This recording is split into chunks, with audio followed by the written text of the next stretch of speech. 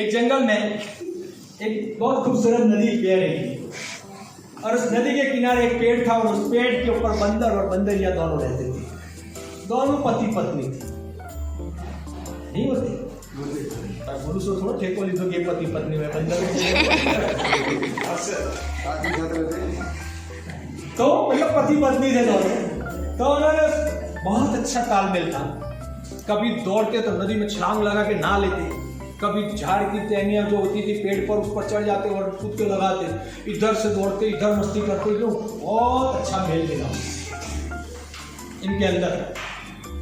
अब एक दिन ठंडी का दिन था, बहुत कड़ाके की ठंड पड़ रही थी, जबरदस्त ठंडी थी। उस वक्त अगर पानी में हाथ डालो तो बर्फ बन जाए, इतनी ज्यादा ठंड थी। और उस वक्त ऐसा हुआ, ऊपर से एक आकाशवाणी होती है और ऐसा बोला जाता है अगर कोई भी इसके अंदर एक बार गोता लगाएगा, पानी के अंदर जाएगा, 30 सेकंड अपने आप को रोक के रखेगा, तो जब बाहर निकलेगा तो एक सुंदर सा राजकुमार या राजकुमारी बन के निकलेगा। ऐसा हुआ। अब ये सुनना था। बंदर बंदरिया को देखता है, बंदरिया बंदर को देखता है, दोनों एक दूसरे को देखते हैं। दोनों के दिमाग में ये चलता है ऐसा कभी होता है? हमने तो कितनी बार नदी में गोता लगाया है, कितनी बार कूदे, कभी राजकुमार या राजकुमारी नहीं बनी। आखिर वजह क्या है? तो उन्होंने कहा कि एक दूसरे के सामने देखते देखते अचानक बंदरिया यूं देख रही थी, धड़ाम की आवाज आई। धड़ाम की आवाज आई तो उसने बाजू में देखा तो बंदर गायब था।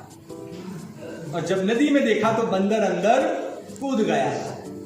अंदर कूद गया नदी में तो बंदरिया देखने लगी, साला पागल, आज तक तो 50 बार नदी में जाके घूम के आया, कभी राजकुमार नहीं बना, आज राजकुमार बनने के लिए अंदर गया क्या? तो हंसने लगी। दुनिया की हर पत्नी अपने पति को ऐसा ही समझती है। हर पत्नी अपने पति को उल्लू ही समझती है। हमारे वाले बहुत भोले लोग उनको उल्लू बना हमको ये कर जाते हैं, ये छितर जाते हैं सब। तो उन्होंने बोला ये उल्लू गया है राजकुमार बनने।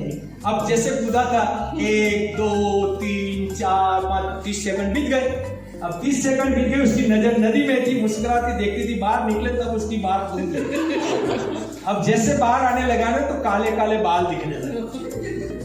अब काले काले बाल दिखने लगे तो उसको पता चलने लगा, अरे ये तो राजकुमार बन गया। अब ये खड़ा होके बाहर निकल गया, बंदर राजकुमार होके बाहर आ गया। अब जैसे बाहर आ गया तो बंदरिया को लगा अब तो गई, ये तो राजकुमार हो गया, मैं बंदरिया ले गई, अब ये नहीं रहने वाला अपने पास। अपन भी कूदका लगा, उसने भी मारा नदी में, झप लगा।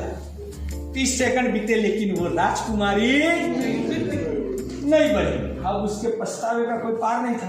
वो बाहर निकली और उसने देखा यार तुम तो कूद गए, तो तुम राजकुमार बन गए, मैं भी कूदी, मैं राजकुमारी क्यों नहीं बनी? तो फिर से आकाशवाणी होती है, जब मौका दिया गया था, जब वक्त दिया गया था, उस वक्त कूदने के लिए आपको बोला गया लेकिन आप उसके अंदर कूदे नहीं। अब वो वक्त बीत गया, अब कुछ नहीं हो सकता। वो कुछ पल ही थे, उसको पछतावा, काश मैंने उस वक्त जंप लगा लिया, तो मैं भी राजकुमारी बनी। अब वो गई तो देखा वो सुंदर सा राजकुमार ऐसे खड़ा था, उसके पास गई और बोले तुमने क्या सोच के कूदका लगा दिया अंदर, मेरे को पूछा भी नहीं, मेरे को बोला होता तो हम दोनों साथ में जंप करते। वो बोला अगर मैं तेरे को पूछता तो ना तू कूदती ना मुझे कूदने।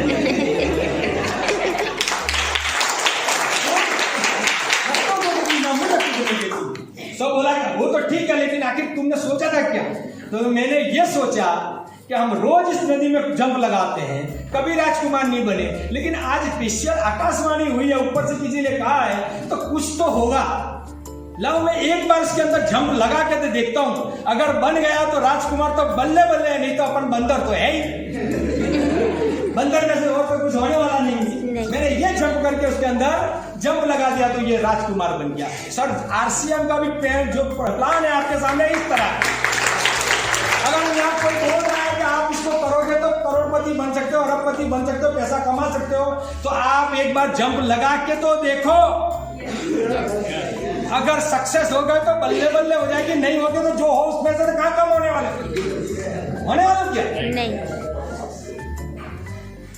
आप अंदर जंप तो करो और ये हिम्मत रखो। और मैं खास अपनी बहनों को कहना चाहता हूँ, आप इनको हिम्मत दें, क्योंकि हम में तो बहुत हिम्मत है लेकिन पीछे से थैंक यू वेरी मच।